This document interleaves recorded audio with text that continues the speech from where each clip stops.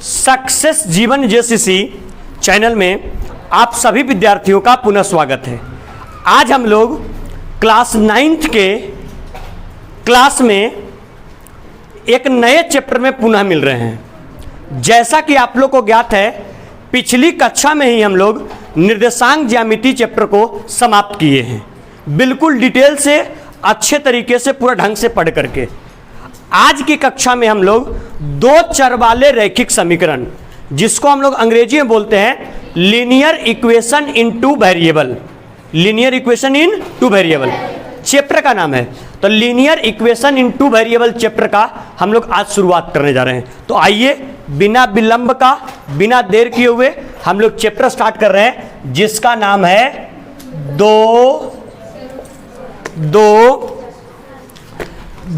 चर वाले, गौर कीजिएगा, दो चर वाले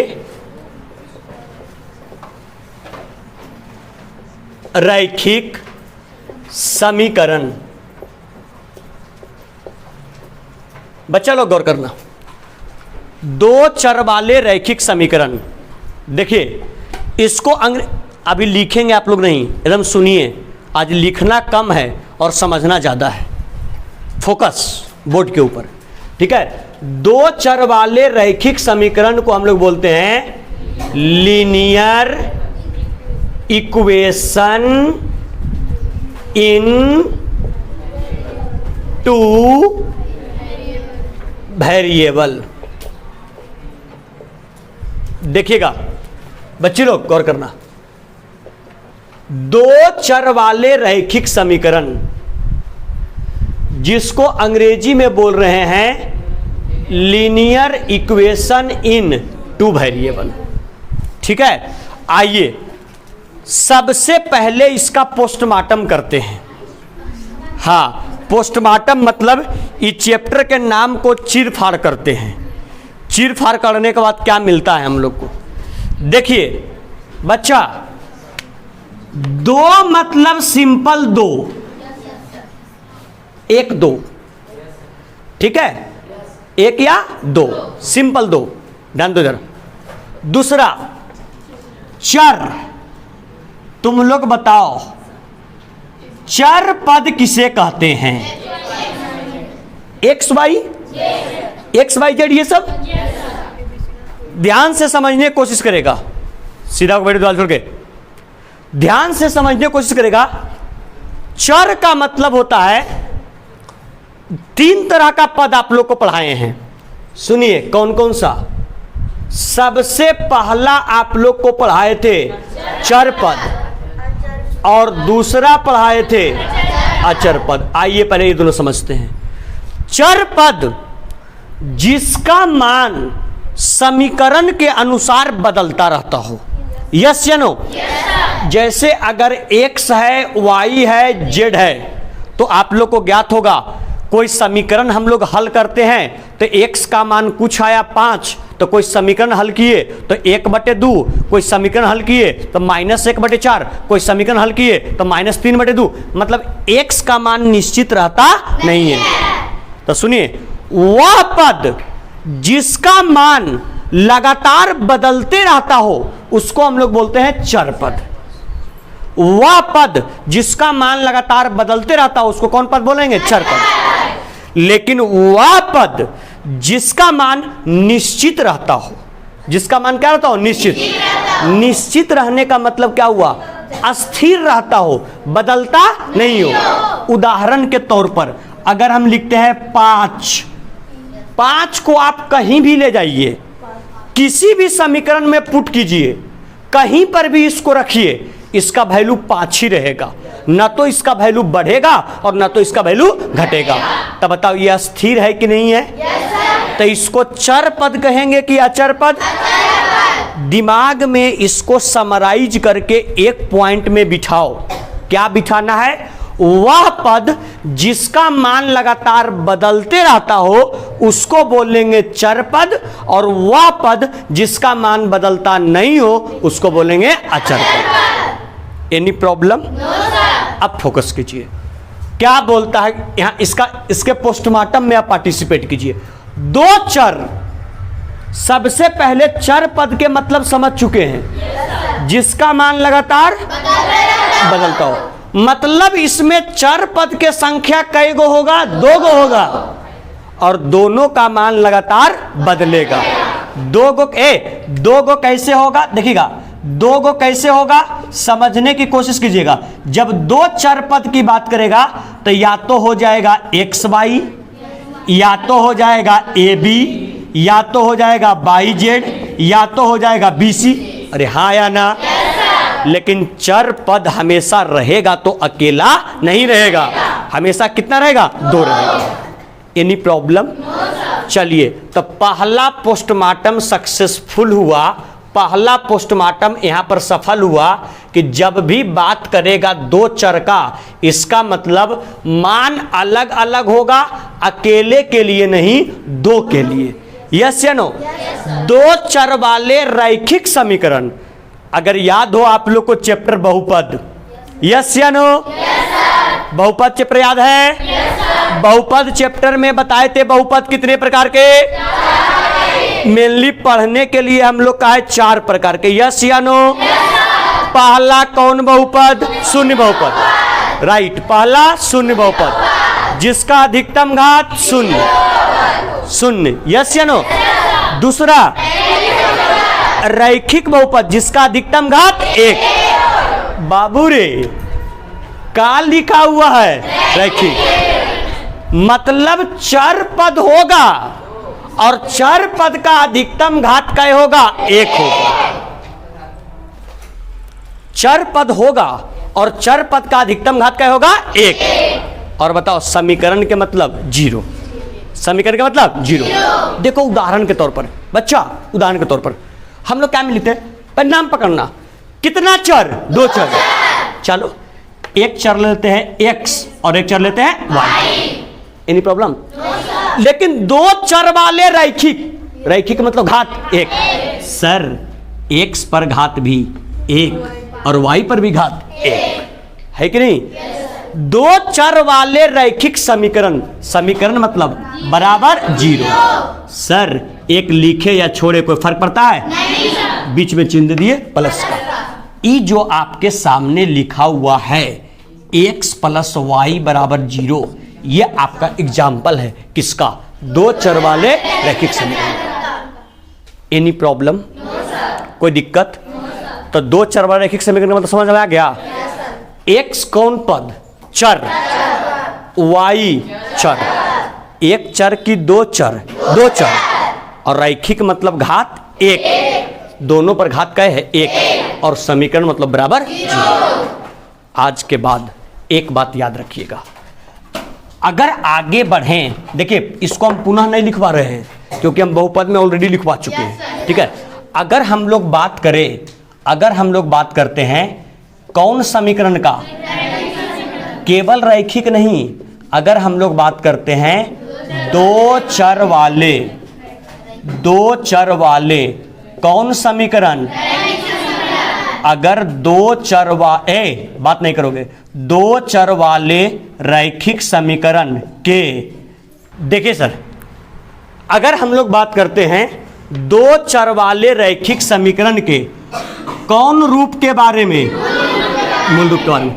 आज के बाद आप लोग याद रखिएगा, 2 चर वाले रैखिक समीकरण का मूल रूप जानते हैं क्या होता है? ax + by, ax + by और बराबर c। ax + by बराबर c। अगर हम लोग बात करते हैं किसके बारे में? बोलिए, 2 चर वाले रैखिक समीकरण के मूल रूप के बारे में। लेकिन देखिए, कोई किताब इस रूप में भी देता है, लेकिन कोई किताब जानते हैं इसको किस रूप में देता है? ऐसे देगा, ax + by और प्लस c और बराबर क्या? 0। इस रूप में देता है। कितने चर वाले? 2 चर वाले। तो बताइए, आज के बाद आप लोग भूलिएगा क्या? अरे भूल जाइएगा। बताइए, 2 चर वाले रैखिक समीकरण का मूल रूप क्या? ax + by + c = 0। अच्छा बताओ, इसमें 3 टर्म आया, रेल का एक आया ए, एक आया बी, एक आया सी। कोई बताओगे ए क्या होता है? गुड, बहुत अच्छा। ए जो होगा वो किसका गुणांक? एक्स का, क्योंकि एक्स के आगे ही गुना के रूप में है।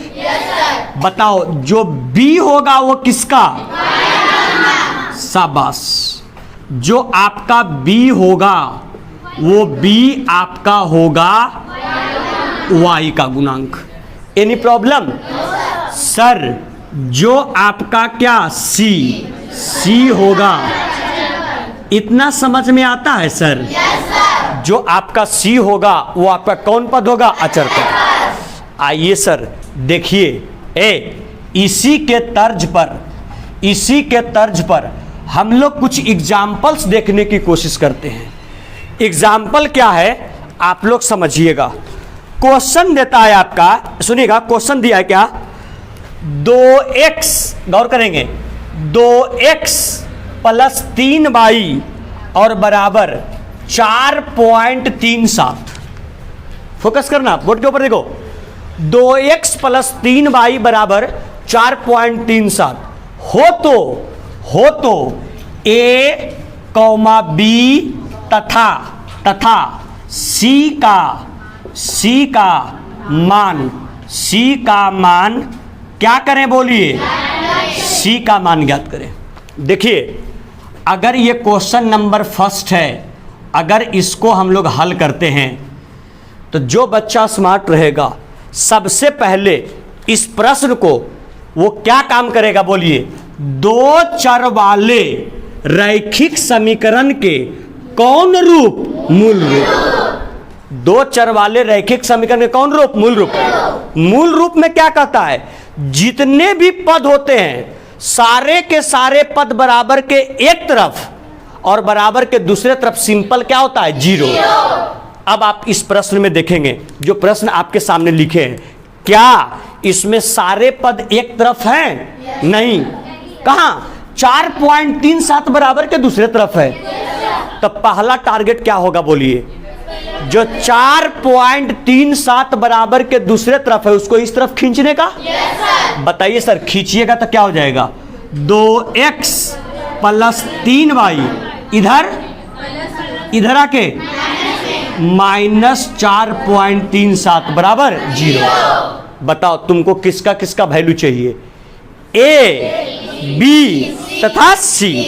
बताओ a किसका गुणांक? अरे बोलो, a किसका? x का। b किसका? c। यस या नो? तुम बता दो तुम लोग खुद, a का मान कितने के बराबर? a x का गुणांक, x के गुणांक क्या गए? 2। a का मान 2। बताओ b किसका गुणांक? y का। y का गुणांक? y का गुणांक? c कौन पद? c बराबर 4.37 की माइनस 4.37।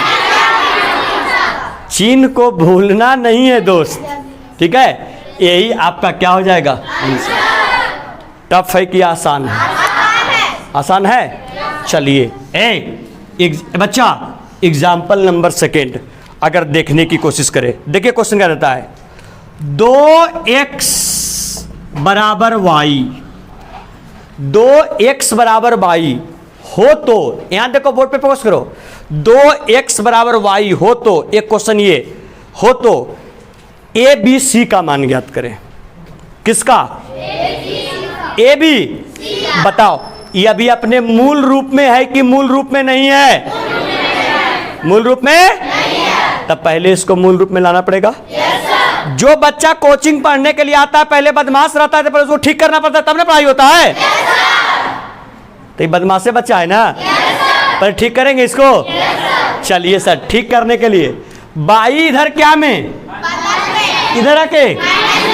सर जब इसको हम लोग हल करेंगे तो 2x बाई प्लस में बाई बराबर है कि तो करा आंसर। अभी आंसर करने से अभी तो पहले ABC निकालेंगे ना। बताओ A किसका गुणांक? X का। A का मान B किसका? Y के आगे कुछ नहीं तो 1 की -1 शाबाश। और C का मान कुछ नहीं है तो, अरे अचर पद कुछ नहीं है तो 0। कोई दिक्कत? सर उदाहरण नंबर कैमा दूसरा। आगे बढ़े, एक उदाहरण और लिखते हैं, कहा कि तुम सब रूट वाला से बड़ी परेशान होते हो।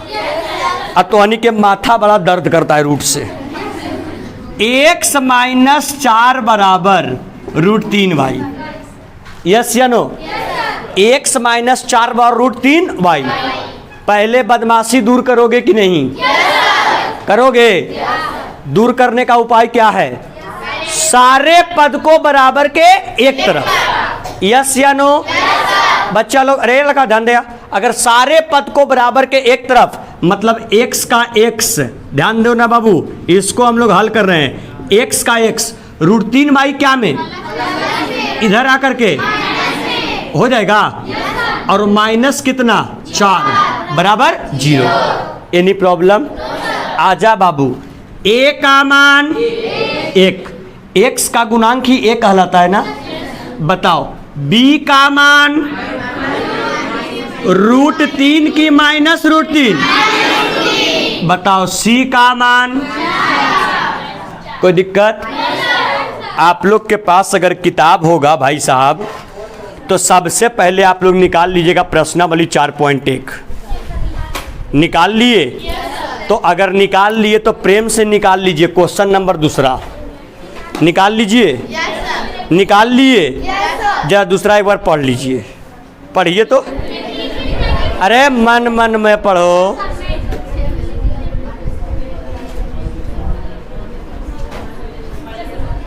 पढ़ा? बनेगा क्वेश्चन? अगर नए लग रहा होगा, धुकचुक कर रहा है अगर, ठीक है, तो हमसे आप 8 प्रश्न, 8 प्रश्न में से कोई एक पूछ लीजिए। बस बस बस बस। अच्छा, अरे शांत रहेगा। अरे लगा आओ, दोनों के ख्वाहिश पूरा कर देते हैं।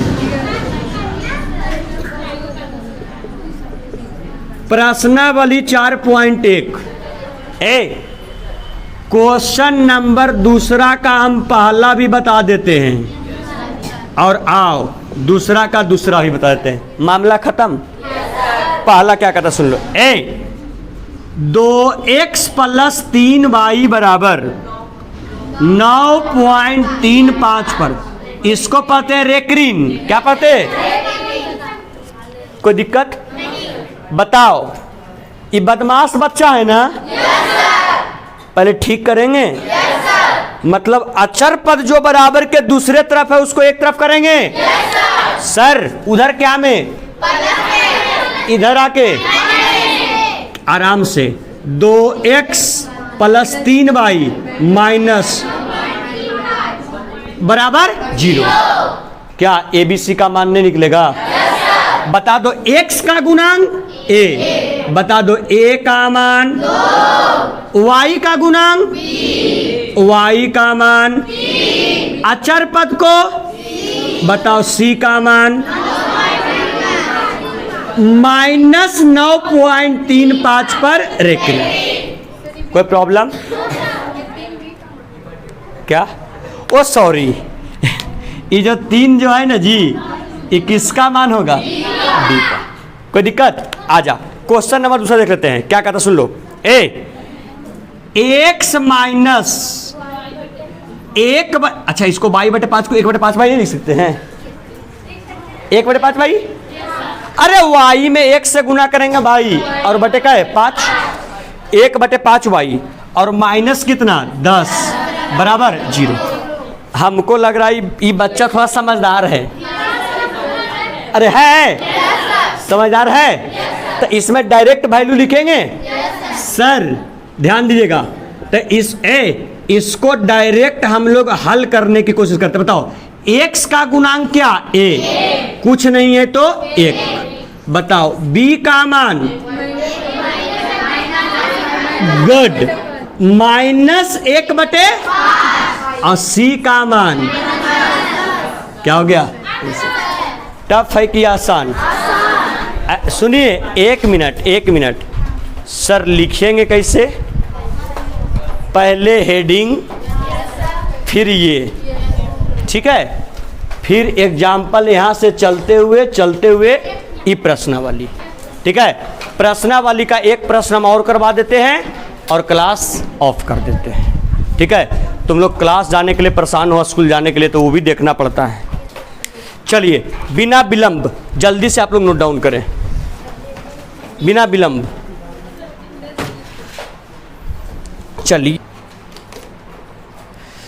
चलिए सर, उम्मीद करते हैं कि आप लोग लिख लिए होंगे, ठीक है। मिटा दें?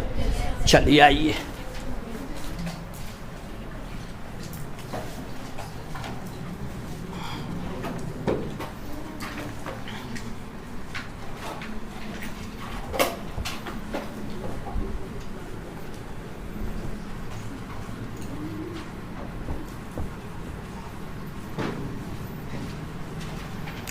देखिए सर, सारे विद्यार्थी गौर करेंगे। प्रश्नावली 4.1, अब लिखना बंद करो। प्रश्नावली 4.1, ठीक है। ये क्वेश्चन नंबर कैवा बता दिए? दूसरा। बाकी इसमें कई क्वेश्चन रह गया? 6 रह गया ना? वो 6 क्वेश्चन होमवर्क हो गया। आइए इसका पहला देख लेते हैं। आज ही ये चैप्टर शुरू हुआ, सॉरी एक्सरसाइज, आज ही एक्सरसाइज शुरू हुआ और आज ही ये खत्म भी हो गया, ठीक है। कहता क्या सुनिए, एक नोटबुक की कीमत, ध्यान देना, एक नोटबुक की कीमत एक कलम के कीमत से दोगुनी है। बताओ, क्वेश्चन को ध्यान से पढ़ना, किसका कीमत किससे दोगुना है? कलम के कीमत से नोटबुक का कीमत कई गुना? दोगुना, है ना? तो बताओ इसमें तुम नोटबुक का कीमत मानोगे कि कलम का कीमत? सबसे पहले मानना पड़ेगा, ध्यान देना, सबसे पहले मानना पड़ेगा, माना कि नोटबुक, माना कि नोटबुक का क्या कीमत? बताओ, नोटबुक का कीमत 100 रुपया। दूसरा क्या है? कलम।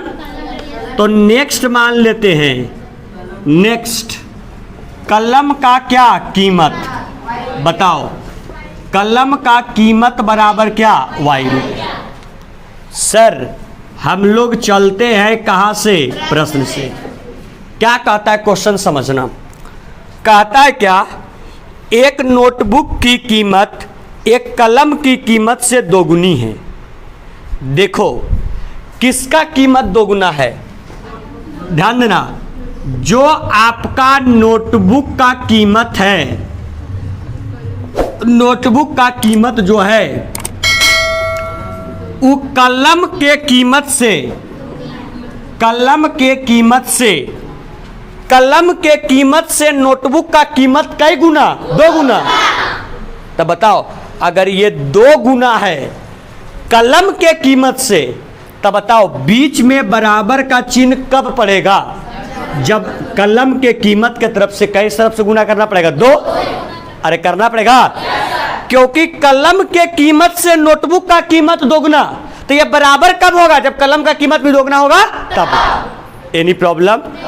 बता दो, नोटबुक के कीमत को तुमने